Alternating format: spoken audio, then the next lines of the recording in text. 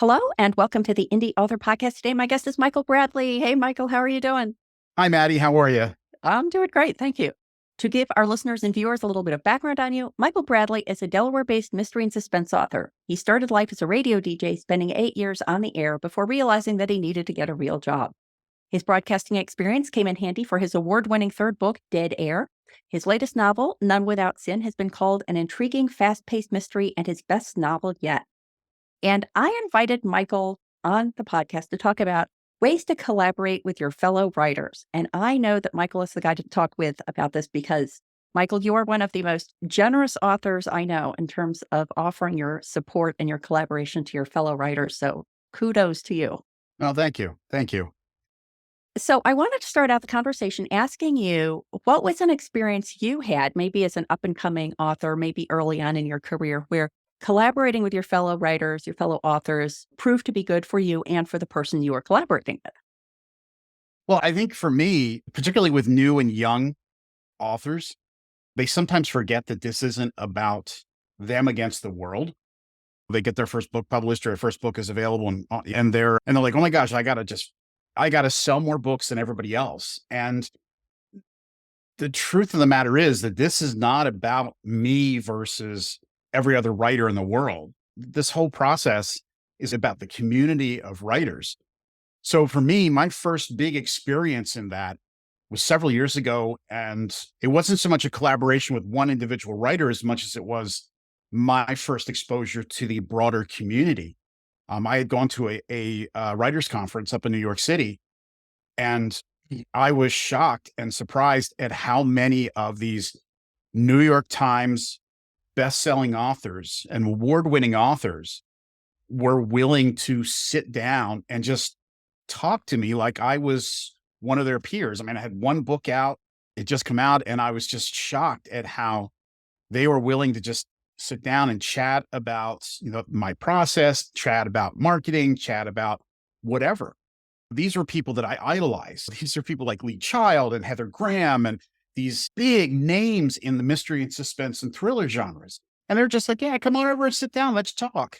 And that really opened my eyes to how much the community is, how I'm a much stronger writer in the community than I am standing by myself on an isolated island, because they are so generous with their time. These big name writers were so generous with their time and so generous with everything that they do, given blurbs and things like that, that I would never have thought would be something that they would even consider. So for me, that was a huge eye-opening experience for me about how the writing community really works. It's really not me versus everyone else. It is, we all work together to succeed. When the community succeeds, we all succeed at some level. So that was really my big first experience with that. Yeah, I think those are all great examples of how it's important to be willing to be a member of the community and reach out to people, and a reminder of, just as you're saying, how generous people are. I think that writing is the only business I've ever been involved in where there is generally, of course there are exceptions, but there's generally not this feeling like, oh, if someone buys your book, it means they're not buying my book. No, it's Right. just like the more books people are buying, the better, and pretty soon they'll get to yours. So the rising tide raises all boats for sure. And that conference, which I imagine is Thriller Fest, is a great example. Yeah, and it's kind of the great example of this. And then this is going to be, it's a completely off topic of books, but let's take, for example, a hairdryer. Hairdryer manufacturers know that you're going to buy a hairdryer and you're going to keep it for 3 or 4 years. So they only have one opportunity to sell you to buy their hairdryer. Yep. But books are a whole different beast, because I may buy a book in 3 days, I'm done that book and I'm ready to buy another one. And then I'm ready to buy another one. And then I'm ready to buy another one. So a writer who has a book out, they have numerous opportunities almost weekly, if not every few days, to sell the same writer on their book until that writer or that reader actually buys it. Yeah, it's great to hear that story about how people were willing to reach out and help you out. And I know that you have since paid it forward by reaching out to other authors to offer that helping hand. And so we came up with 6 tips, 6 ways that we can collaborate with our fellow authors. So I'm going to start out with share your expertise. And I have an example here with you because you have an excellent graphic design eye, and you have been super helpful in a couple of author events that I participated in creating some promotional material for that. So I think sharing your expertise is a great example. Michael, other thoughts about how you can share your expertise to collaborate with your fellow authors? Well, the graphics thing that you just brought up is really kind of important, because when you're doing an event with multiple authors, the consistency of the marketing really is key. You've got 5 authors and they're all promoting an event in a different way.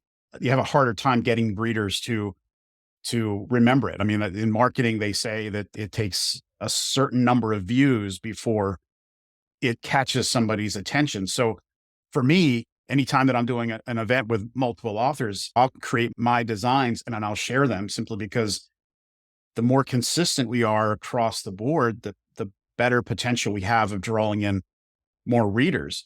But it's just not doing the graphic stuff. It's helping out with ideas, being a beta reader, grabbing somebody, somebody taking somebody's manuscript and reading it and giving them some feedback about how the manuscript read. There are areas where you found that there are plot holes. Hey, you might want to adjust this, adjust that. That is also extremely helpful, because writers rewrite in isolation. Usually I'm the only one that has seen non-manuscript until it's done. Nobody else is reading bits and pieces of it as I'm going through the writing process. So when I'm done, I have a skewed version of my book thinking, hey, this is fantastic manuscript. But then you give it to a couple other writers and they read it and go, yeah, maybe this isn't quite as good as we thought. They pick up different ticks. I have a small group of writers I work with who read my stuff, and one of them, for one of my books, picked up on the fact that I used the phrasing narrowed eyes repeatedly in the manuscript. And I never picked up on it. I thought everything was great. Hey, this is a great term. I'm going to use it. And he was able to pick up on it and say, hey, you overuse this a lot. And there was other things too. He tends to be a little lighthearted with some of the things he finds. He found that I made a big deal about the condensation on somebody's glass at a diner. And it's like, yeah, I probably could back that down just a tad bit. But that kind of expertise, just being there and saying, hey, I'll read it for you. I'm happy to read it and give you some feedback. That helps other writers grow. And it also helps, like you said, pay it forward in the community. Yeah, it's a good example of the reader example of it's great to have authors like that. It's also great to have people who are just fans of the genre. And so this collaboration can even extend beyond actual fellow writers. And I also wanted to jump off on something you had said about the value of having a consistent image to advertise an author event, for example. And that is that this is like a little spare tip that if somebody is creating a Facebook event, or really any event, I'm just familiar with it on Facebook, but I'm sure this plays out on other platforms too, that if you can have the other members be co-hosts of the event, then that event shows up on their Facebook page and you have all the participants pointing to the same event rather than each person creating their own event or their own post or their own whatever, which kind of disperses the effect. And so enabling people to co-host, I think, not only gets over that hump of everybody making their own, but also I think kind of emphasizes the fact that they are, guess what, a co-host. It makes the responsibility that the person has to help promote that event a little bit more obvious. And like you said, not everybody has the ability to do nice graphics. Writers are all creative, but there's different levels of creativity. And some writers don't know how to use the tools to create really nice looking graphics for social media promotion and marketing, and some do. So instead of having this kind of mocked up, really kind of looking thing, I'm more than happy to help out because I know that's something that I'm good at and that I really enjoy doing. Yeah. So why not offer it out to the community, as some, hey, I can help you out with that. Yeah. Same with like websites. Some writers aren't good at doing websites, Mhm. but there are others that are, and some of them offer to say, hey, I'll give you a hand with your website because I'm good at it. I can put these things together. Mhm. All those kind of things just help build the community at large. Yeah. So, that was some about sharing your expertise. I'm going to move on to our second way that authors can collaborate, and that is inviting them to your writers group meetings. So I think that's a the best way for a writers group, and we're both in Sisters in Crime Delaware Valley, so that's a great example. The best way to keep those groups going and to keep them vibrant is to keep the membership up. And I believe that you've brought in a couple of members. I brought in a couple of members. What are your tips regarding inviting fellow writers to writers group meetings? Any tips Well, there? there's a lot of different types of writer groups. And I think that when you're looking to invite somebody to the group, you need to evaluate the group and also what they need, their needs. Some writers groups just get together and do writing sprints. They get together weekly or every once a month, and they do 2 or 3 hour writing sprints. Some of them get together and do critiques. Hey, we'll critique 5 or 6 of your pages. Some of them have speakers that come in. So I think it's important that when you are looking to invite somebody to a writers group, you also need to consider where their needs are as well. If you bring a very young writer who's just starting out into a group where they're all very high level writers, they may feel intimidated. They may feel like, oh gosh, I don't really belong here. And you don't want to set that up because you don't want to push them away or push them out of writing altogether simply because they feel like they could never stay at that level. But at the same time, there may be other groups where it's like, you might really fit well in this critique group where you can kind of learn the process and learn what you're doing. And then they can start moving out and branching out from there. I'm not saying you shouldn't invite people to the writers groups, but I think you do need to kind of let's say, what would be a good fit for this individual? Yep. Are you at the level where you can sit in with New York Times bestselling authors and not feel intimidated? Some people may just not fit in that community. So you do have to consider some of that stuff when you're looking to invite people to writers groups. And at the same time, from a writers group perspective, we all have a limited amount of time. So there's only so many writers groups that a writer can be in. So I think you have to pick and choose just for yourself as well. Where am I going to get the biggest benefit?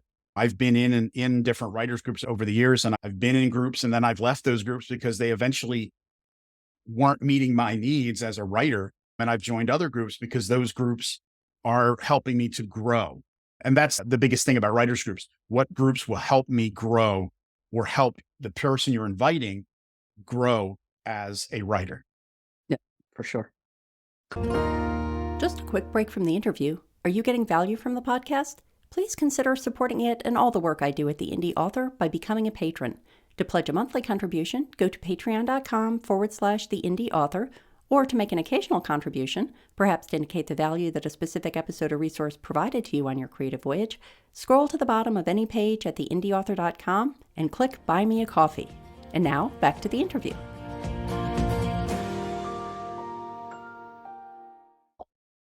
So we're kind of going up the level of like a little bit more deep commitment to this collaboration idea. And one is sharing information about opportunities. So we've talked a little bit about writers groups, but other things like I think a good example is anthologies. And I'm a student of short fiction, all things short fiction. And anthologies is always one of those things that whenever I talk to someone who's been in an anthology or trying to get into an anthology, knowing people, it seems to be very helpful. And so I think some people who haven't broken into that yet, I certainly have not broken into like the inner circle of the anthologies related to the genres I write. And it can be kind of easy to say, oh, it's a closed group. But I can understand why the people who are organizing those things tap first into the people that they know and they know are going to deliver or they can work with. They're easy to work with. But it does seem like one of those things that's a little bit counterintuitive, because if you tell somebody about an anthology that you want to get into, there are only so many slots. So maybe you're giving your slot away to somebody else. Have you had that experience like with anthologies or other similar things where it's starting to feel a little bit like a zero-sum game and you have to make a decision about whether to share that opportunity? I actually have a lot of difficulty writing short stories. I tend to be very long-winded, so it's very difficult for me to stay within an anthology with like, oh, well, you need 5,000 words. Well, how do that's just like a first chapter for me. That's like the first 2 chapters of my story. How do I condense everything into 5,000 words? So I think in my total life, I've written maybe 3 or 4 short stories, and 2 of them were for actual events that I was going to do. So for me, the anthologies, I don't tend to go for just because I have a limited amount of time. And so I need to focus that on my manuscripts and my books, my novels. And it's very difficult for me to keep things short and succinct, to keep a story like that. I mean, I always have these long, inner subplots and things like that. So it's difficult for me to even write that. But there's plenty of opportunities out there for people. And if you hear about one that you know somebody is a good fit for, there's no reason why you shouldn't tell someone about it. And there's also classes and there's other events that are coming up that come up that where other writers can go and learn. If there's a class being held at the local library, it's a great opportunity to say, hey, I see this event that's coming up. Why don't y'all go to it? Be great for you. Send it the different people's ways, promote it for them. And that not only helps the other writers, but it also helps you to a certain extent too, because the library might see that you're sending people their way and might say, hey, later on, maybe they'll be interested in just having me there for an event as well. So there is a little bit of selfishness in that, but from a perspective, it's about the community. It's about helping the community to grow.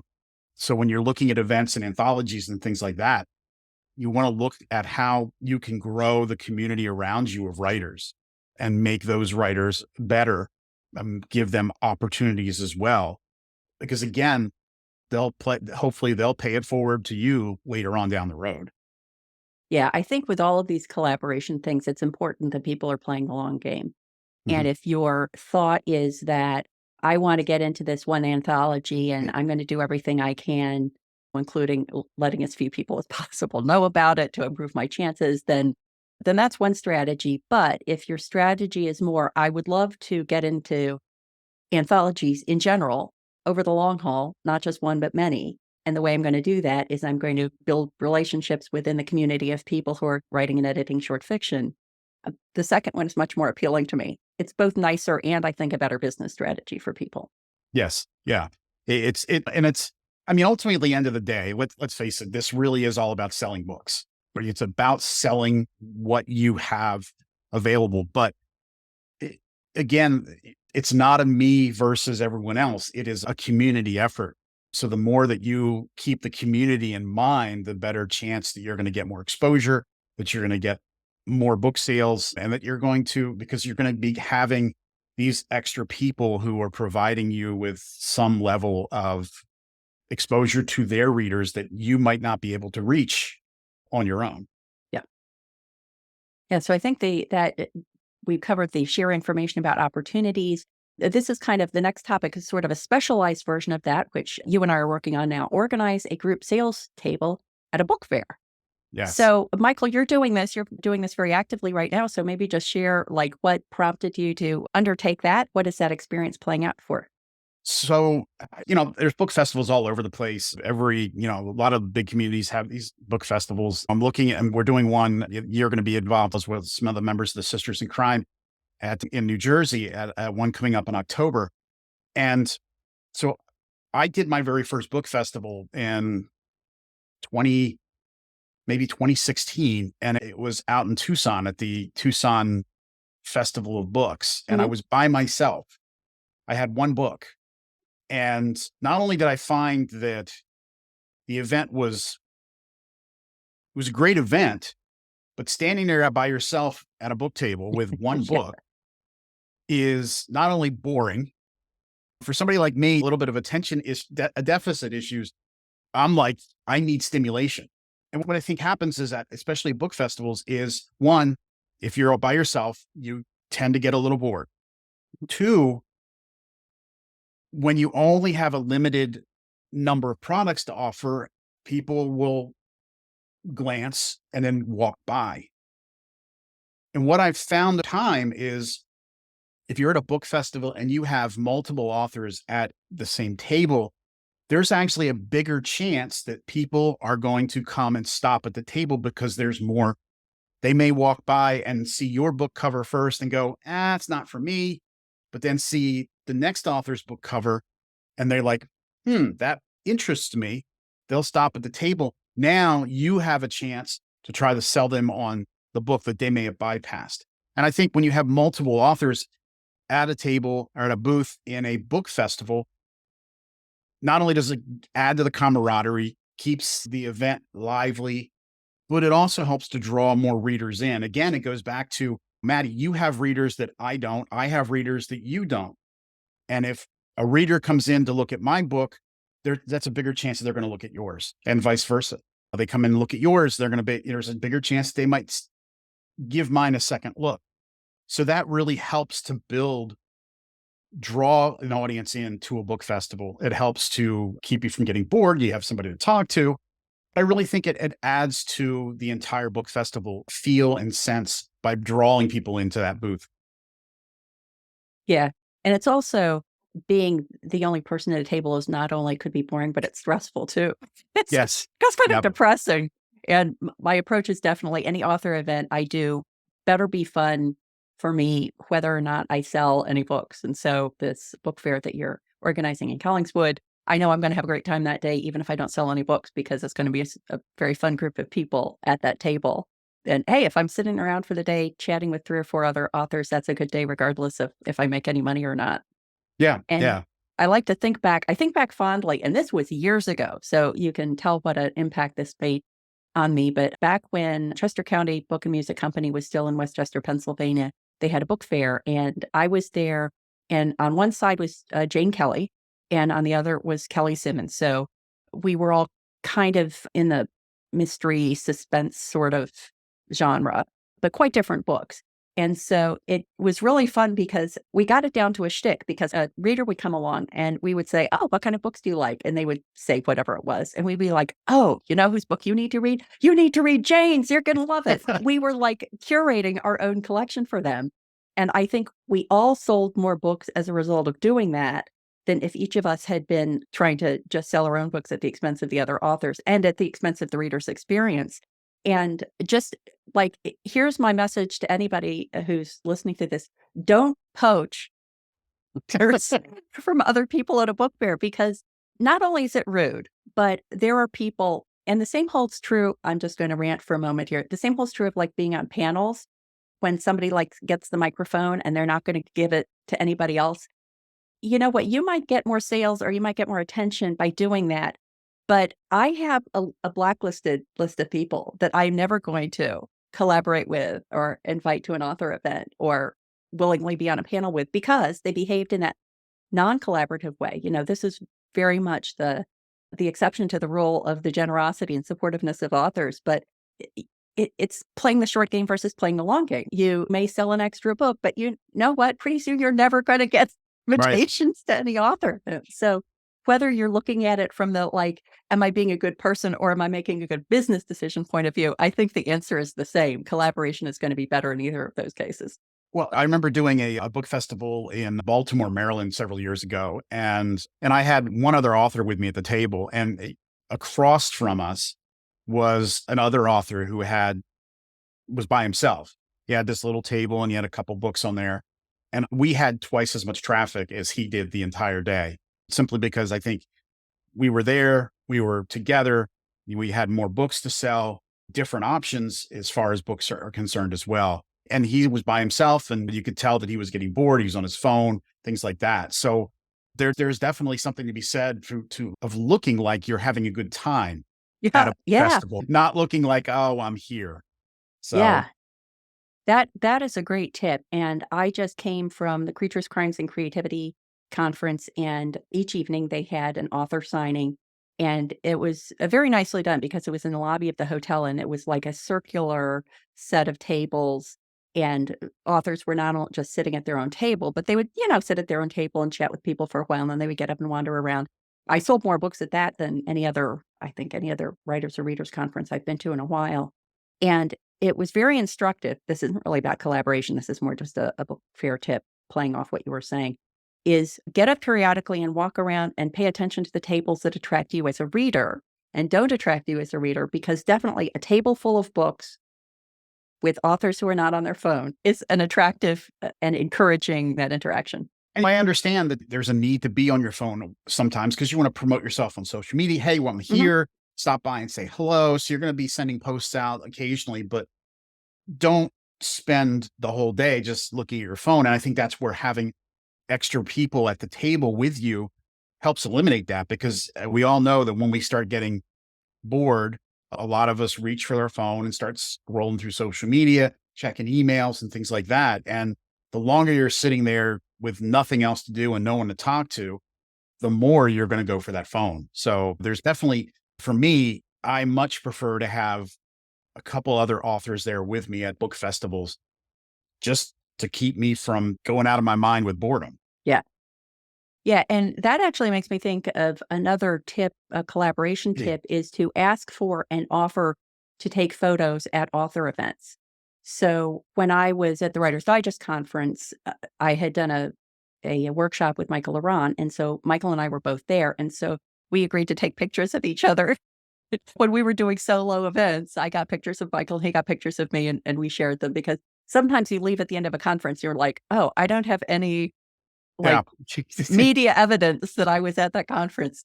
And same thing with a book fair. You can have the person kind of taking another author taking pictures of you at the table, you take pictures of the other author, but just remembering that you can support each other by providing that social media fodder and other support in that way. Yeah. Yeah, absolutely. Another one, this is sort of similar, but inviting other authors Yeah. to participate in your author events. So a book fair is certainly one of these things. And I think this is my example of this is really just an extension of what we were talking about the advantages of fighting off boredom. That when my fifth Ann Kinnear book came out that was set in a winery, the winery whose owners had helped me with the research for the book offered to have the launch party at the winery.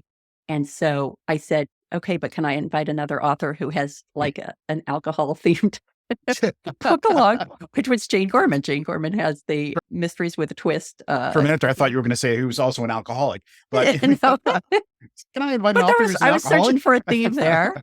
But so even though it was the ostensibly the launch party for my book, I thought I want it to be fun, even if nobody shows up. And there wasn't really much more fun than if Jane and her husband and me and my husband sat around for an afternoon drinking wine in a beautiful winery. So it can also help stave off that nervousness about like, oh my God, I'm having an event and nobody's going to come. With the Um, alcohol or having somebody else with you? both of those things helps. Yeah. You know, Uh, I've done library events where I'm by myself, and I've done library events where, we have a panel of authors. And I think it's always about kind of the audience. When you're by yourself, you've got to do a lot of speaking. You've got to do a lot of talking. And you either have a moderator who's just asking you questions, or you're just giving a talk and then you're taking questions. But I think when you have multiple authors, it becomes more entertaining for the audience yeah. because they get different perspectives on the same topic. It's one thing for me to talk about how I plot my books, to just kind of fly by the seat of your pants.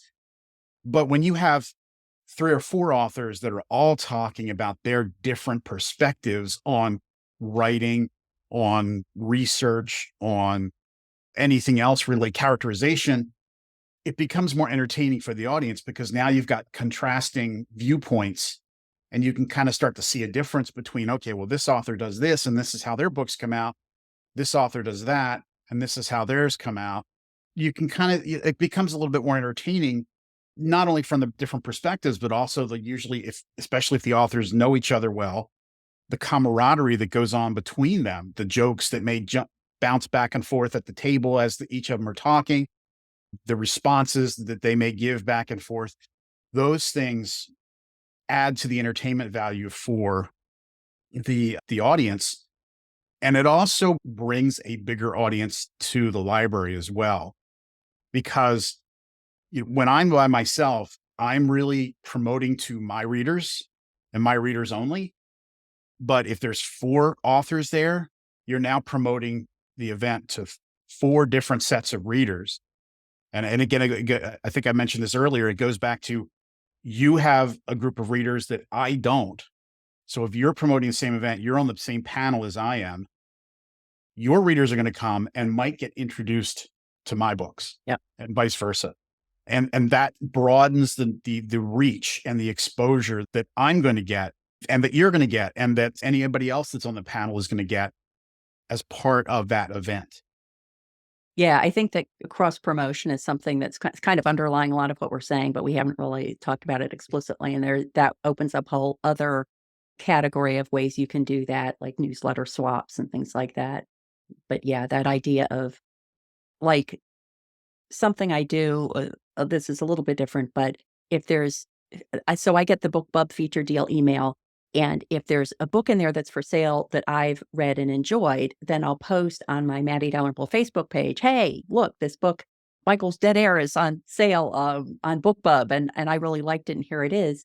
And I think that's appealing to the people who are my followers, because people like to see that kind of generosity and non-competitiveness, and they're being introduced to a book they like. And if you then flag the person whose book you're recommending, then you earn a little social credit, because the Yep. person says, oh, hey, look, I did that with Karen Dion's The Marsh King's Daughter Mm. when it was on a BookBub. And pretty soon I got a little note from Karen saying, thank you for promoting my book. I think she even said she didn't realize it was BookBub feature deal until she saw my post. So again, you're doing a good thing because it's good, and you're also doing a good thing because it's a good business practice. So remembering Right. you get paybacks in both those ways. And it's always important to remember that it's about exposure. You're getting exposure to a new crowd.